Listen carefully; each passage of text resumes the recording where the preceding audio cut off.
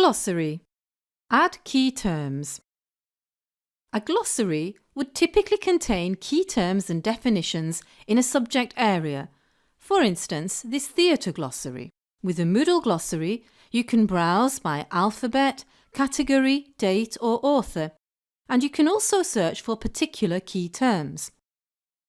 Because Moodle encourages collaboration, learners can add key terms to a Moodle glossary, so you could create a glossary where they build their knowledge together.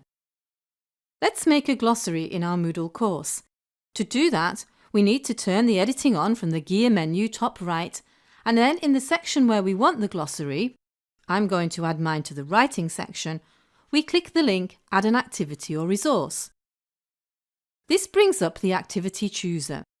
Glossary is an activity because learners interact with it, and so we click it once to get some information about ideas for using the glossary, and then the Add button at the bottom, or we can simply click it twice to open it straight up. The name is important because this is what the learners will see on the course page. In the description, you can add the instructions that you want to give them for adding their terms, and you can display this description on the course page if you want by ticking the box. There are many other settings, and you can find out about these and explore them by expanding the links.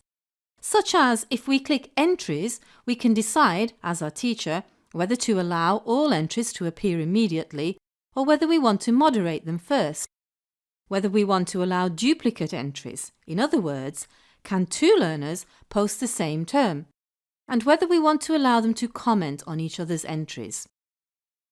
Linking glossary entries means that if a term is added to the course page or items within the course, then it is automatically hyperlinked to the glossary entry. This makes use of filters, which we explore in a separate video. Likewise, if we click on Appearance, we can decide how we want the glossary to be displayed. For instance, how many entries to show per page.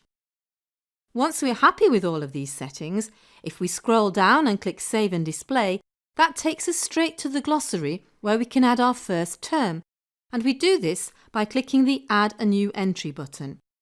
This is what the learners will do when they contribute to the glossary. For concept, we type the actual word, and in definition, we type what it means.